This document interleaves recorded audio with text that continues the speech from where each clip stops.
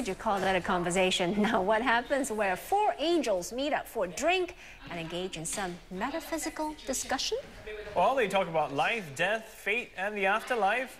Normal angel stuff, you know? Normal? Well, very interesting angels, unique ones, in fact. We get to find out where this discussion goes, actually. It's in the play called Angelism, part of the OCBC Singapore Theatre Festival. And it is a multilingual collaboration between a Malay language theatre company and a Chinese language one. And to tell us more this morning, we have with us playwright Danny Yeoh and Arlene Mospit. Good morning. Thanks for joining us. Hello. All right, so start off, tell us. I mean, we've seen some clips of these guys screaming at each other and not quite what angels do. We always think of them as not angelic angels, at all. You know, not angelic at all. So give us you're the director for the play. Really, what's the story about? As you've already explained, yeah, four angels coming together, discussing work over a cup of coffee, yeah. And what kind of work do they do? I don't even know. Different types of angels do different work. Give us one of them. Okay, one of them is the scribing angel. So he's the one who takes note of all your good deeds and bad deeds. Another angel is Gabriel. And he's a messenger. And we have another one who is Raphael, who will blow the horn. Two blows, one for destruction, the other one for resurrection. And of course, the most important one, angel of death. That's right. That's right. Yeah. So we kind of compare them to what happens in the office as well. For example, like the Angel of Death is the creative director of sorts, because the Angel of Death has to think of different creative ideas of how different people would have to die. Yes. And you can't repeat, you see, because otherwise then it wouldn't be creative. And the person who scribes your good deeds and your bad deeds, that's the accountant, because you have to keep a balance sheet of the surpluses and the deficit. So stuff like that. Yeah. And then the person who blows the horns would probably be the person who, you know... that's a CEO, really. Yeah. He's just waiting to do that one important job. So this is sort of like a social satire. I mean, looking at the realities of life and trying to make fun of it and scoff at it and just looking back. Different things, yeah. One of them would be something of a social satire, but other than that, there are other elements, like just life itself, because the angels are very close to human beings, actually. They're all around us. It might be a question that you would ask when you're watching Primetime Morning as well. For example, like if there are disasters happening around the world, if there is a terrorist out there, and if the terrorist prays to angels, would angels actually respond? Or what happens when there's earthquakes and there's floods and typhoons? Where are the angels? So these angels are sort of discussing their work, so to speak. They're saying, yeah, what should we do? Let's do this is like their MBA program. They're doing case studies and saying, what happens if this situation occurs? What will Angel of Death do? What will... True enough. And one of the premises in the play is there is a coma man who is in coma, and the angels are discussing his fate. Describing angels, good and bad, is asking, okay, if he's going to die, how he's going to die depends on whether he has been good or bad in his life.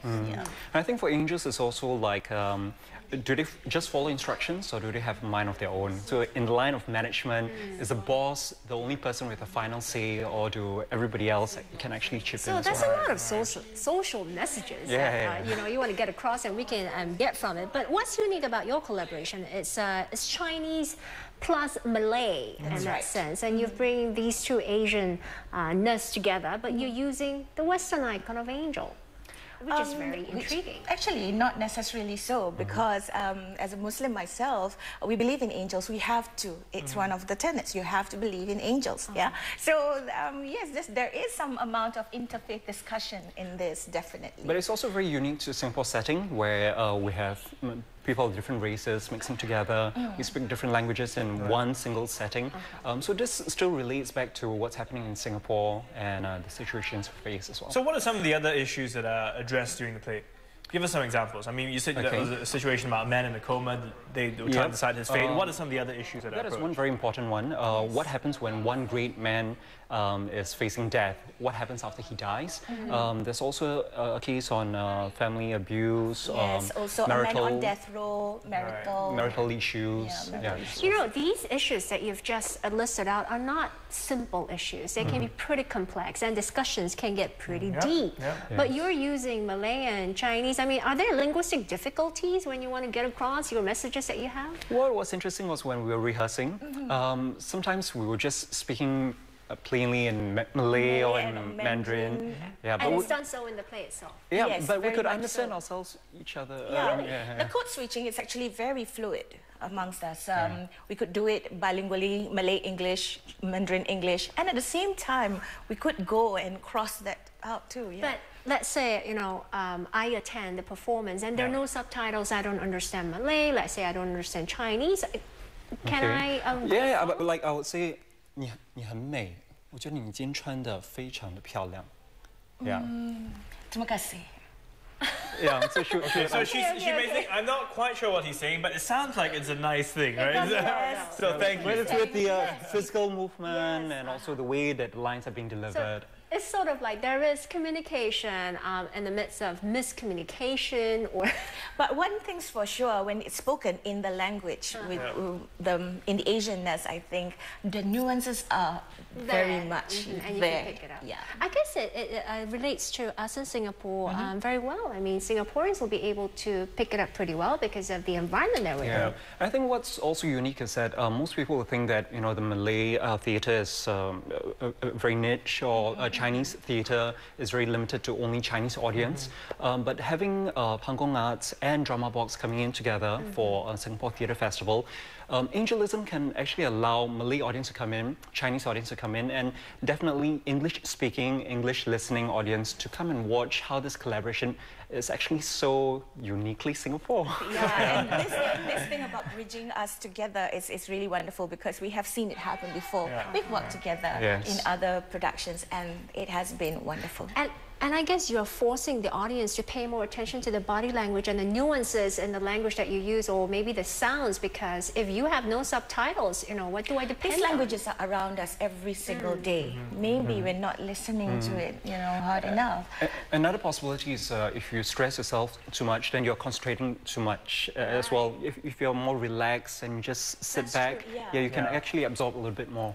But it looks pretty intense from the shots we've seen. I mean, it looks like a fairly heated debate, going on for, you're saying some 80, 90 minutes, non-stop. No, not really. They have singing, they have dancing, they have lots of fun. Yeah. We even have cheerleaders in there as well. So that's, okay. I had the sense that one of these almost like focus groups, when you come in, you're like, No. I suspect those teams were chosen because they knew they were going to be on TV. So those are intense moments. So how would you describe your play or performance on the whole? Would it be a comic one, or maybe something that will provoke, thought-provoking perhaps to your audience? I think it's both that, thought-provoking. It's funny, it's humorous. At the same time, there are lots of profound moments, I think, in it. I like a word that another playwright mentioned, which was whimsical. And quirky. And quirky. So this is going to be a fun, entertaining, but at the same time, I think you probably step out of the theatre with some thoughts in your mind, and you are probably wondering, is there an angel right next to me? Yeah, something like that. What have you learned while you were doing this, When I was researching for this play, I realized that I don't know enough about angels from the Bible itself. I was fairly surprised by how my Muslim friends were so familiar with the Quran. And so I started to make new discoveries. I did research and I read, and I started to discover a lot of very interesting stories of how angels actually appear in real life to different people. There are different testimonies. And you're looking out for one? Yeah, and I felt that there must be a guardian angel looking after me as well, because when I was writing the script, it came out quite free-flowing. Yeah, it was quite smooth going for me. Good to hear from both of you. I'll be looking forward to the performance. Thank you so much both for coming in. All the best. Thank you. So if metaphysical debates are your thing, you'll want to catch this angelic performance at the Drama Centre Black Box. And that's at the Singapore National Library building on Victoria Street. Performances run 6th, 9th and 10th of August, and tickets are available from Cystic. Details are on the screen right now. It's a nice title as well, Angelism. Angelism, yeah. Perfect for this National Day weekend for us here in Singapore. And you know what I like? I also like angel hair pasta. It has nothing to do with that play at all, but also because I'm thinking tomorrow we launch a new series, Off the Shelf, and our very own Joanne Liao gets... Off the menu. Off the menu. Off the shelf is the book one. Off the menu, there you go. But she goes out, meets with the chef, they cook up a storm, and there you go. So that's why angel hair pasta came to my name. So have a bite into that good segment. That's all. We'll be coming back with more news updates tomorrow. Have a good day ahead. Have a good one. We'll see you then. Bye-bye.